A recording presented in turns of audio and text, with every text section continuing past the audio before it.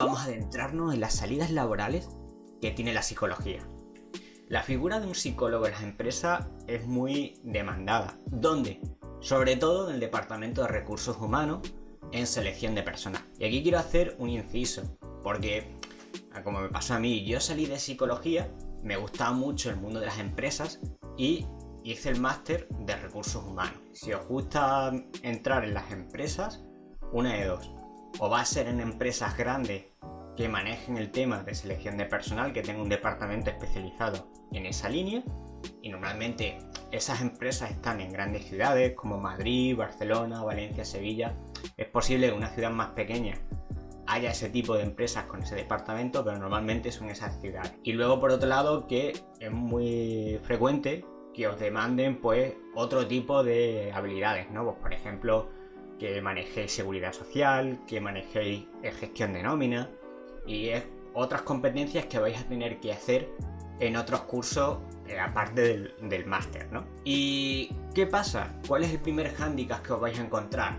Pues sobre todo el primer gran hándicap es que seguramente os vais a encontrar que estéis llevando unas responsabilidades mucho más elevadas a la remuneración que estéis obteniendo, ¿no? Y muchas empresas aprovechan de que buscan un psicólogo, te contratan como un administrativo y estás llevando responsabilidades muy elevadas con una remuneración de administrativo que es una categoría lo más baja posible del convenio. Entonces, esta realidad os lo dejo aquí también en el vídeo para que la tengáis presente. Vamos a pasar a otro gran bloque que son las clínicas, que para trabajar en este tipo de clínicas se necesita un máster oficial, que es el máster de Psicología General Sanitaria. Sin ese máster no se puede trabajar. Además os van a pedir colegiación, estar registrado también como en un registro sanitario del Ministerio de Sanidad para poder ejercer como psicólogo.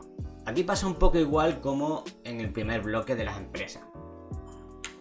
Te vas a encontrar clínicas que ofrecen unas buenas condiciones salariales y es muy atractivo trabajar en ese tipo de clínica, y otro tipo de clínicas que te ofrecen un contrato mercantil, te ofrecen unas condiciones salariales prácticamente bajísimas y en el que dan ganas más de decirle, oye mira, va a trabajar quien tú sabes antes de que yo aquí malgaste el tiempo, ¿no?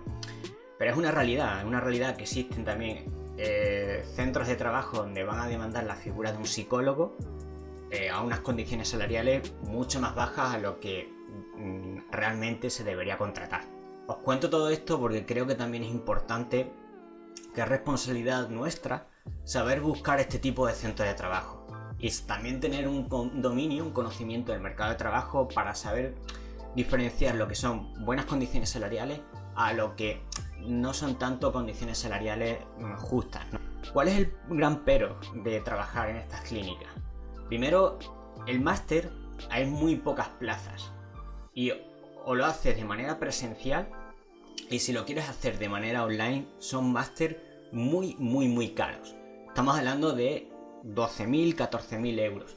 Una vez tocado los dos grandes bloques que son las empresas y las clínicas, quiero hablar también del deporte. En los últimos 10 años hemos visto una revolución en este sector, ¿no? En cómo el deporte, y sobre todo el deporte de competición, se ha ido fijando más en la figura del psicólogo como esa figura para conseguir ese pico de rendimiento que le falta, para conseguir esos objetivos que le falta al jugador, ¿no? O conseguir esa estabilidad, ese rendimiento deportivo en el tiempo.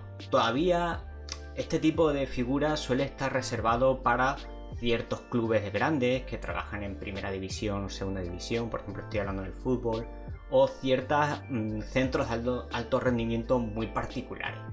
Y otro tema que quiero comentar aquí por fin, que es un tanto peculiar, que es el coaching.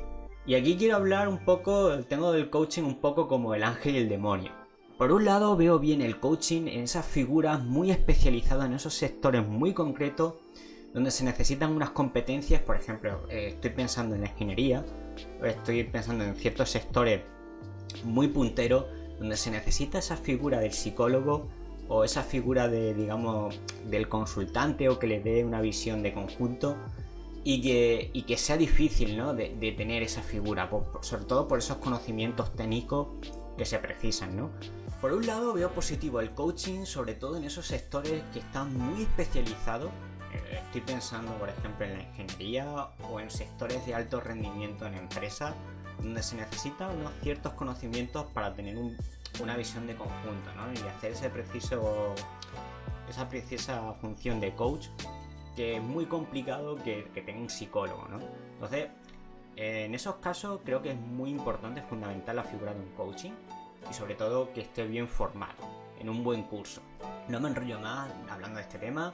Quería aquí, aparte de dar una respuesta a Raquel un poquito más detallada, quería tocar un poco este tema con vosotros tranquilamente, sobre la salida en la psicología y sobre un poco la mentalidad que hay que tener para ser psicólogo, para poder lidiar en el mercado laboral, ¿no?